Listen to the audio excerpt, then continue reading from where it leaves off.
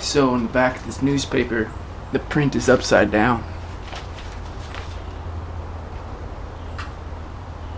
But it's intentionally upside down because on the back of the newspaper there are answers to questions that were asked earlier in the newspaper.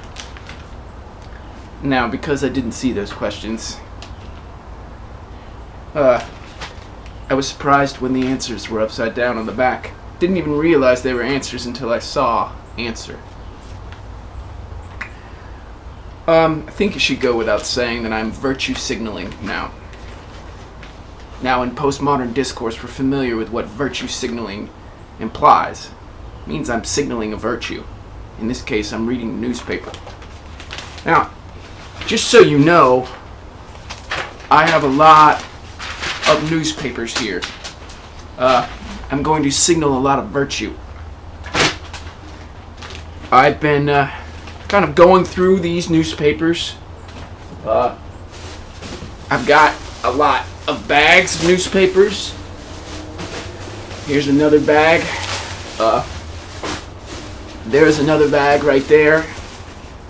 And I've been going through these newspapers. These are actually brown bags. I'm going through these too.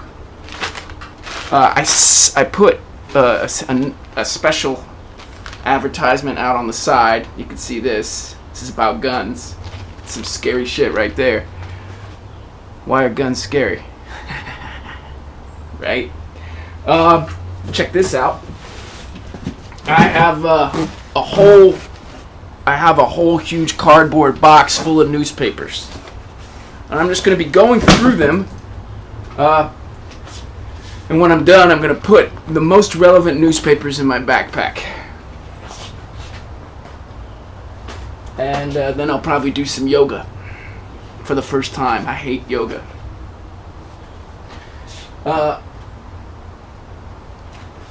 I'm looking for something. I'm virtue signaling. I'm reading the newspaper in a fury, to quote a biography on Vincent van Gogh, where he did everything with passion. He even read the newspaper in a fury, so we can just imagine him going like this. I mean, it'd be perfect for a Van Gogh movie, wouldn't it? He's just reading the newspaper in a fury. Now I'll tell you what I'm looking for. And this is the best kind of virtue signaling there is. I'm looking for the one piece of information that will save us all. Now, I have 3 candidates so far for the one piece of information that will save us all. I'm not satisfied with these candidates altogether, so I continue to research. I'm still looking through all these papers as I showed you. But I'll introduce you to the 3 candidates for the one piece of information that will save us all. First, I have some cherry chapstick. When I first saw this piece of information, it didn't occur to me that it would be a piece of information that could save us all. But it occurred to me as a candidate for the piece of information that would save us all. Now, when I was in the... Oh, there's a hair. This is a hair, but that's not the candidate. This is a piece of soap. This is a fragment of soap. When I was in the shower, I saw this. Actually, I saw a much smaller piece of soap that had broken off. And I tried to pick it up, and it fell out of my hands. So I got a larger piece of soap, and I was like, you know, they're almost interchangeable in a certain respect. The first piece of soap had a numinous quality to it, which is to say, when I looked at it, my soul kind of got that feeling that there was a tremendous degree and intensity of importance and significance in that fragment of soap. So I picked that up. That's the second candidate for the piece of information that will save us all. Get a good look. In case you wanted to see the chapstick again. Then, oh, I just dropped the piece of soap. The one piece of information, the candidate that will save us all. Give me 1 sec. Okay, and then, now this one was perhaps the best candidate for the piece of information that would save us all. Only because it's something I use for my own psychological well-being, and I figured that it's a portal to the best form of psychological well-being for myself. And if I'm going to find the one piece of information that saves us all, I need to kind of look through myself and figure out what it is that makes me more whole. Okay, so this is a green, an orange, whoa, this is an orange earplug. And in the morning, I go to sleep pretty late, and I wake up and other people in the house are making a lot of noise, so I just put this earplug in.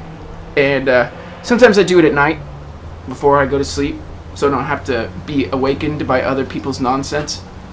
So yeah, okay, so we have these three candidates for the one piece of information that will save us all. Yeah.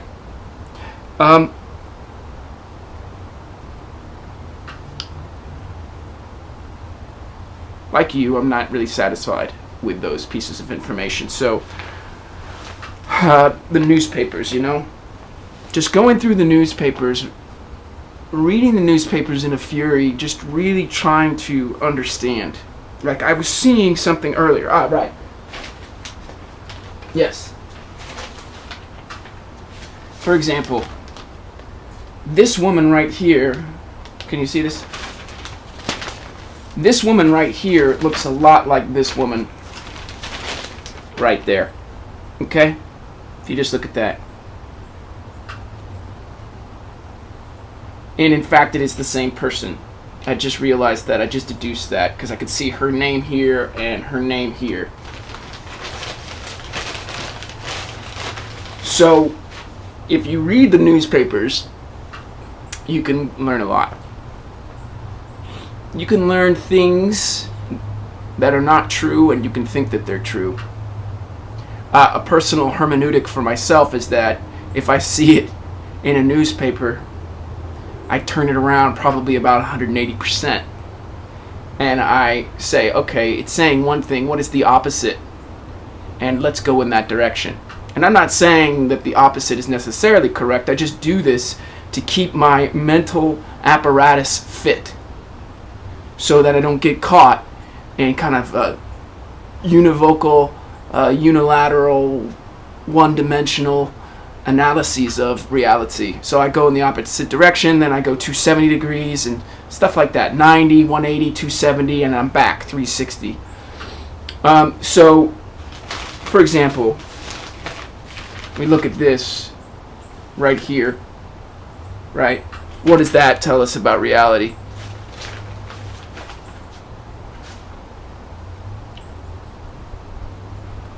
What am I looking for? I'm looking for the one piece of information that saves us all. That you know, I'm a little conflicted about how to speak about this because it is a form of virtue signaling. I'm trying to find the one piece of information that's gonna solve all of this. Do you know what I mean? This is what I spend my days doing. I have been reading these newspapers all morning. And just yesterday, I was doing other things. I was cleaning my bathroom with my tongue. You think that's absurd. But what I'd like to say to you is when you have this kind of koan in your mind, like the Zen paradoxes and riddles and all that stuff, you'll do anything to find the one piece of information that solves us all. So I was naked, I was on my knees, and I was cleaning the bathroom with my tongue. And you would be amazed at what you discover when you have the operational system, the OS, that is a koan, that is a question. You live the questions, like the German poet Rilke said in Letters to a Young Poet. You live the questions. So the question is, what is the one piece of information that saves us all? That becomes the operating system, the Zen koan, and then you get on your knees and you're naked and you clean your bathroom. Now, why is that an answer as opposed to this? Why is this less an answer or more an answer? I want to say that I think it has to do with rationality itself. I am a firm proponent of rationality, as you can probably tell. I think rationality is an exquisite opportunity that a small percentage of the human population undertakes. Now, for me, in order to be more rational, we have to kind of understand our mythic commitments. Our commitments to belief systems and conventional perspectives that are essentially invested in without a critical reflection. We just do this because we're told. We believe certain things because we're told. We take things on faith because we're told.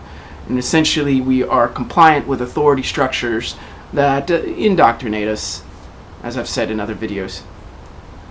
So what happens in that regard is that we are caught in a mythic trap because we don't take on reality individually. We rely upon structures of power to diagnose and interpret and frame reality for us, and that's a mythic orientation.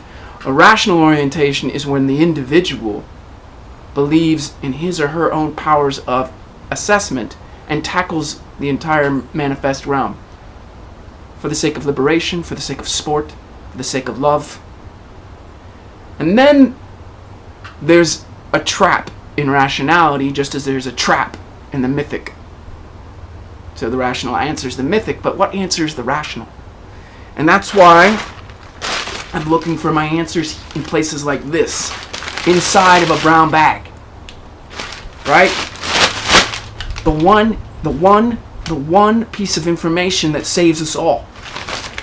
Now you'll see that if you look, it's kind of like you look into a Turkish coffee and you look at the grounds and you see a divination, a prophecy of the future. You have just a different and deeper understanding of reality. So if you look in this, like for instance, you might see the visage of Christ. That could be one answer that saves us all, one piece of information.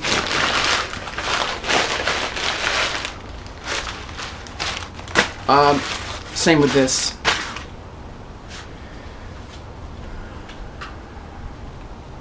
I've been going through a lot of newspapers. They're all over the fucking place, actually. I become a little meta-reflective, meta-cognitive, meta-contemplative, and I, at some point, run into a cul-de-sac of possibility. And I go round and round and round like the eternal return, or the eternal recurrence.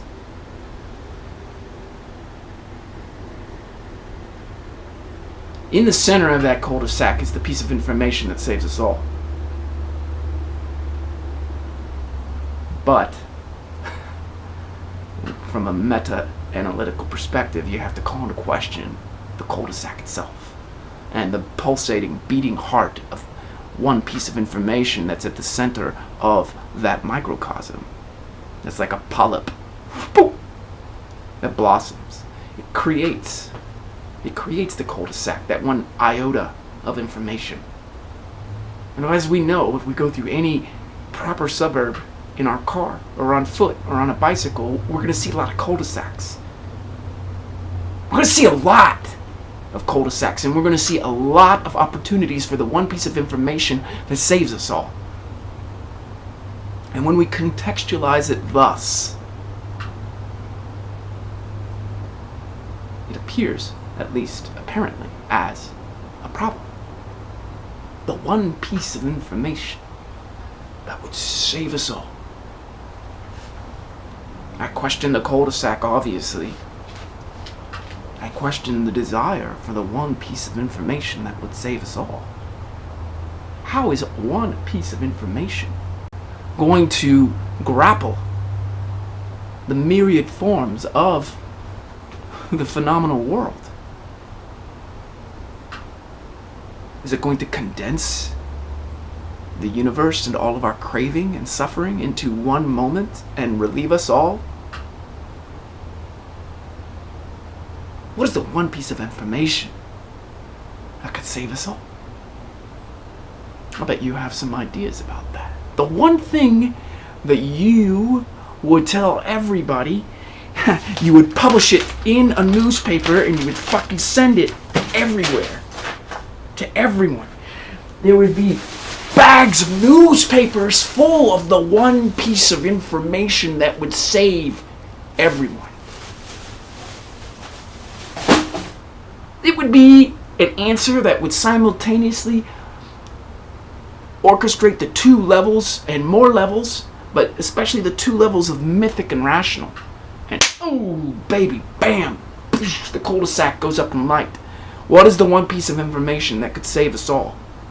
What is your candidate? Do you feel like it's a chapstick because it takes care of your lips in the winter? Do you think it's a piece of soap? Because when you look at this piece of soap, whoo, you get this numinous feeling. What does numinous mean? You get this numinous feeling, a sense of holiness saturates the entire world, and everything is dripping with the divine. Is that it? The one piece of information that is this fragment of soap? Do you have a sense that an earplug is that one piece of information? Because when you use it, you keep your psycho-spiritual system whole and unperturbed in the morning when you need that extra 30 minutes of sleep. Well, after doing just eons of research in the eternal recurrence of my own vivid Esimplastic mind, look it up, Esimplastic, I've come to a decision that the one piece of information that saves us all